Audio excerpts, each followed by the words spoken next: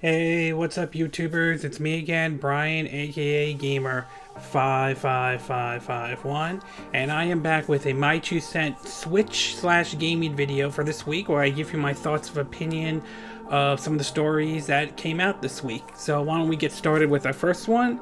And this one may have Nintendo in possibly some legal trouble. I'm not saying they are officially in legal trouble, but there is a chance they could be, depending on how you want to look at the situation.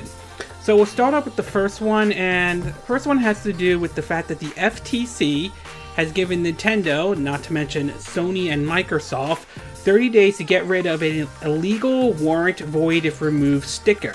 Though, from a post on Motherboard.com, it says, quote, an article reads that the Federal Trade Commission put 6 companies on notice in early April for illegally telling customers that getting third-party repairs voids the warrant on their electronics. You can see the sticker before and read the message buried in each end of user's license agreement, though. Plastered on the back of someone's PS4 is a little sticker that said warranted void if removed. That's illegal. The site Motherboard has obtained a copy of the letter through the Freedom of Information Act, and Act requested, and has learned that the name of the 6 companies that were warned. They are Sony, Microsoft, Nintendo, Hyundai, HTC, and computer hardware manufacturer ASUS. The letter was sent by Louis Gersman, I apologize if I'm saying the name correctly, the FTC Associate Director of Marketing Practice, on April 9th. The FTC has given each company 30 days to change its official warrant policy and said that it may take legal actions against the company. I believe the letter basically says that this letter places you on notice that violation of a warranty and FTC Act may result in legal action. The letter states in bold, adding that the FTC has reviewed warrant languages on each manufacturer's website and found to be infringing. FTC investigators have copied and preserved the online page in question, and we plan to review your company's written warrant and promotion materials after 30 days. You should review the warrant and FTC Act if necessary, revising your practice to comply with the Act's requirement. By sending this letter, we do not waive the FTC's right to take law enforcement action and seek appropriate injunction and monetization remedy, apologize if I'm saying the name correctly, against the company's name based on practice or future violations.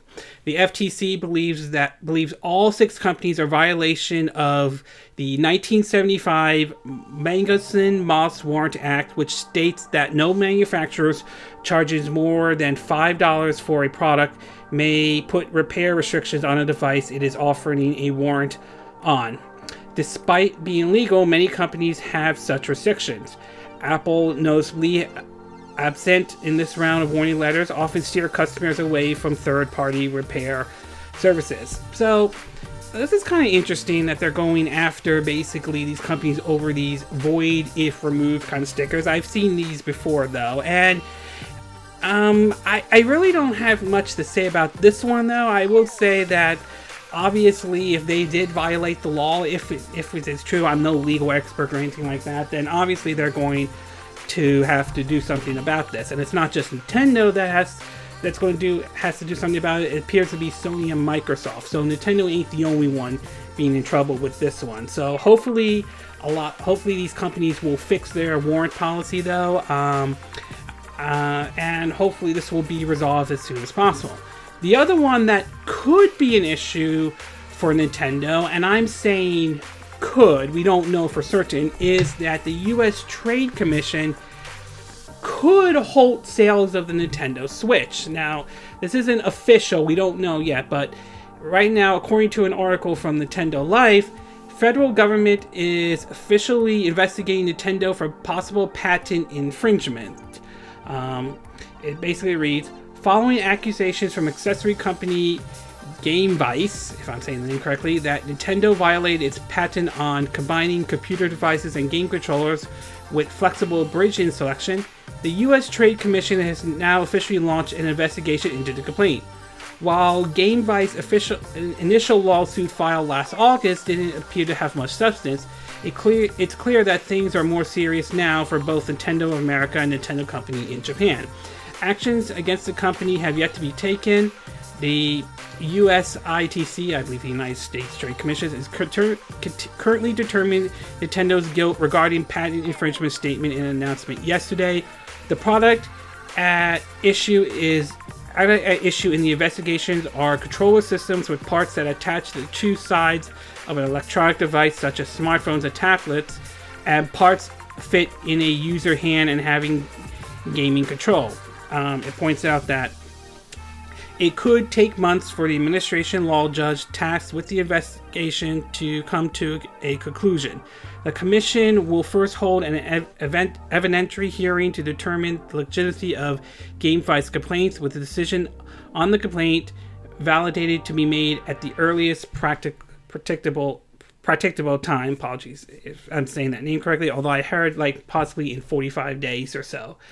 I would say if this happens, then that's not only is that not going to be good for Nintendo, but it also, I think, is not going to be good for Game Vice as well. And pardon my language about it, but if it goes through and they ruin Game Vice in Game Vice's favor, there's a good chance they're going to be on, pardon my language, everyone's shit list big time about this though.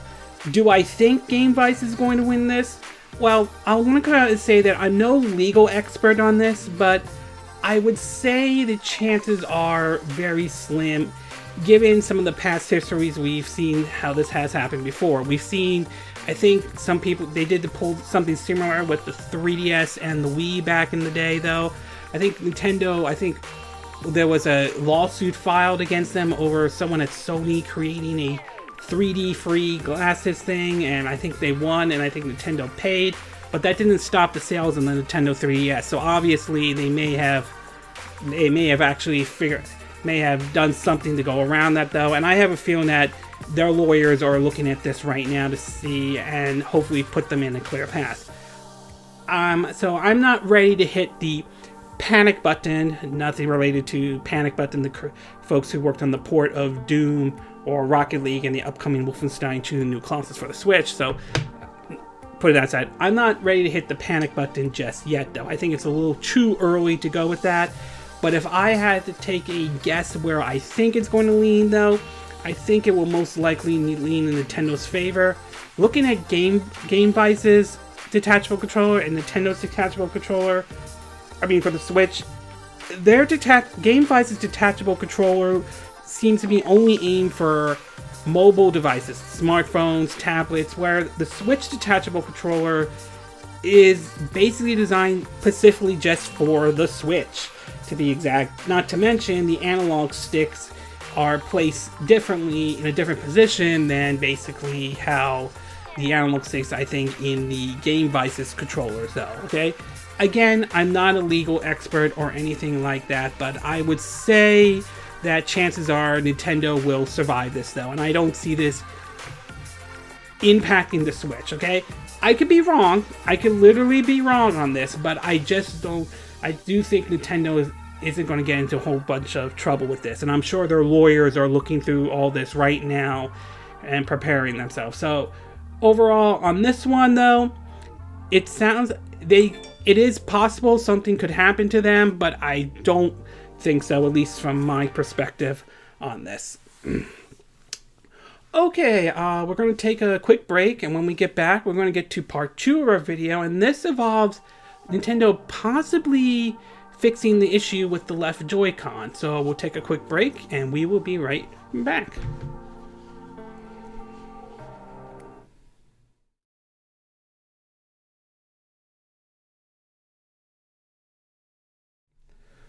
Okay, and we are back with part 2 of our video, and for this one we're going to be taking a look at some articles, again, links will be in the description, I forgot to mention that, over the possibility that Nintendo could be possibly redesigning or fixing some issues with the left Joy-Con. Now, I'm sure most of you may or may not be aware. For those who have picked up a Nintendo Switch, though, there were some reports coming out that the left Joy-Con started experiencing some connectivity issues whatsoever. Some of it was ranging from a distance to some of it maybe that some signals might be interfering, or something could be interfering with the signal on the left Joy-Con. So, in an article on CNET and also on Nintendo Life, again, links will be in the description of this video, it reads that an FCC filing for Nintendo shows a device that resembles the connectivity-plagued game controller. The article says that Nintendo appears to be working on a new version of its Joy-Con game controller to address wireless connectivity issues with its Switch games. Since the Switch was released a year ago, Nintendo has been trying to resolve what collectively known, sorry if I'm saying the name incorrectly, as the left Joy-Con desync issue. Though a variety of software fixes issues through several firmware updates, Nintendo isolated the problem to a hardware issue, suggesting users not operating a Switch near aquariums, microwaves, or other wireless devices. Now it appears Nintendo will try to resolve the connectivity issue by releasing a new version of the Joy-Con controller, according to a filing last week with the Federal Communication Commission, the FTC. The filing includes photos of a device and board that resembles those of the current Joy-Con controller. Nintendo didn't immediately respond to requests for comments, though. As far as the Joy-Con controllers go, or at least the one I have, to be exact, I've had my Switch since March of 2017 last year, and not once have I ran into issues with the left Joy-Con, though. Whether it's basically when I tried it out when I played Breath of the Wild using the Joy-Cons, and I didn't run into any issues with it. I tried the whole hold the controller thing like that. I think that they did that on Game Explained, I think a year ago.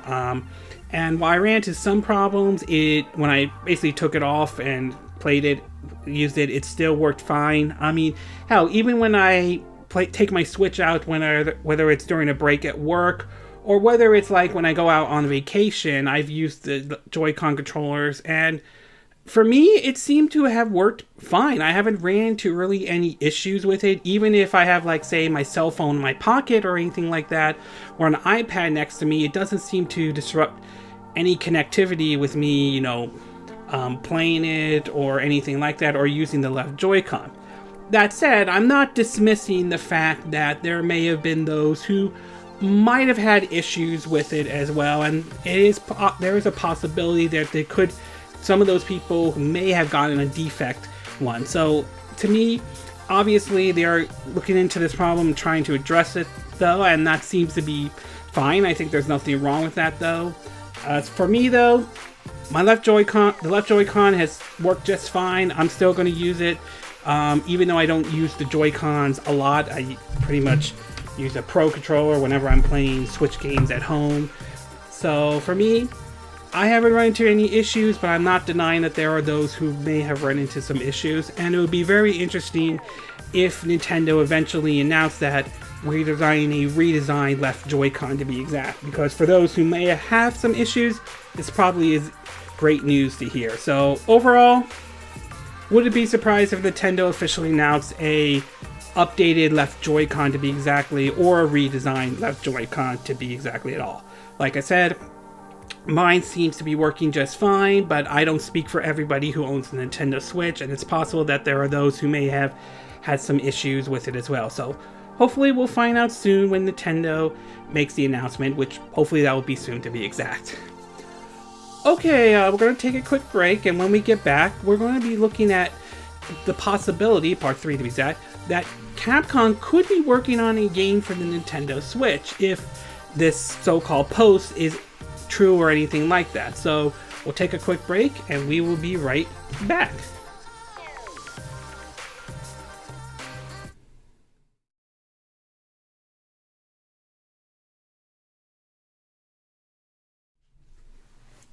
Okay, and we are back with part 3 of our video, and for this one we're going to pick up basically what seems to be, if this is true to be exact, that Capcom could be working on an action-adventure game for the Nintendo Switch. Now, it is worth pointing out before I begin reading this that this comes from the site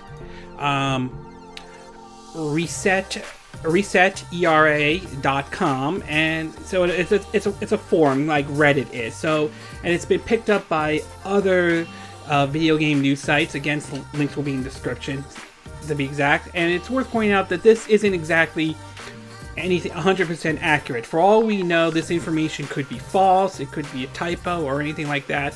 We've seen false stories before for, you know, like games announced for the Nintendo system. Like we've seen people claim Overwatch was going to come to the Switch and all that stuff, and they showed like a list of games they were going to show off at E3, which didn't turn out to be true, although got nothing against if Overwatch were to come to the Switch to be exact. But anyway, according to what this person is posting, this person has said, quote, "At the E3 website, Capcom has posted a list of some of all of what will be presented at E3 specific by category. For pure clarification, don't know if that list is for only playable titles in the show or for all titles to be revealed at the show, but that isn't the subject of the topic. The second game is a fighting wrestling game for the PC, for PS4 and PC, and that's obviously Street Fighter V.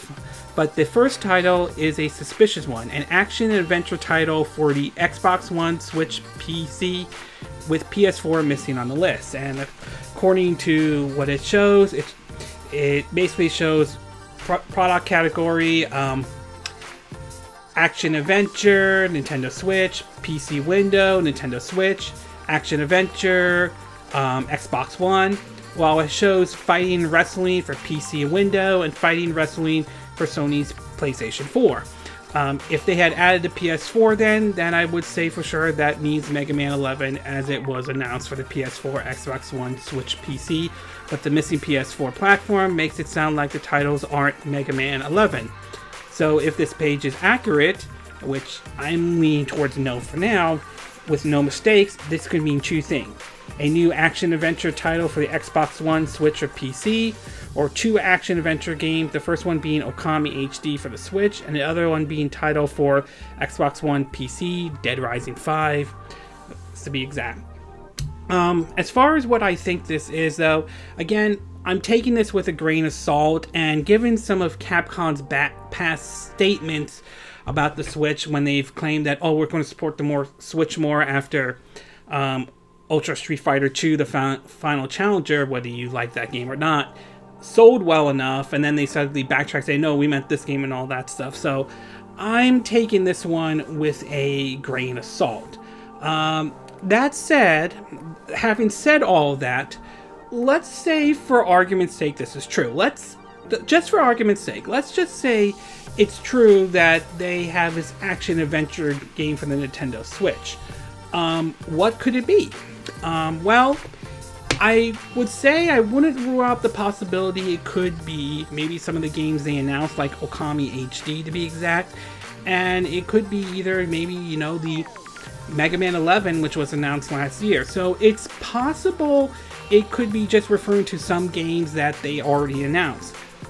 But at the same time, there's also the possibility that it could be maybe they're bringing in a whole new game. Maybe they're reviving, say, Onimusha or Dino Crisis or Strider to be exact, or maybe they're bringing the Devil May Cry HD collection with the possible rumor of Devil May Cry 5 to the Nintendo Switch. So there is that possibility as well. I would say it's a bit of a stretch to make that it's going to be that, though, but it's certainly not out of the realm of possibility it could be those games. But it could also be a game that they already announced already. If that's true, I will agree it does seem odd that they basically didn't put Sony's PlayStation 4 under action adventure and just fighting and wrestling to be exact. But we won't know until E3 for certain to see what exactly Capcom will what they will show at E3. Maybe they have some surprises. Maybe they'll have something for the Nintendo Switch exactly to be exact to show though. Maybe they won't. Either way, I'm taking this with a grain of salt for right now. I don't want to jump to any official conclusion until we know for certain, until we know for sure at E3. So right now, I would say a grain of salt. We'll have to wait and see what they show at E3 to be exact. Okay, we're going to take a quick break, and when we get back, we're going to get to our fourth and final story, which it seems as though you might soon will be able to use your the Switch Pro Controller possibly for your PC/Steam. So we'll take a quick break, and we will be right back.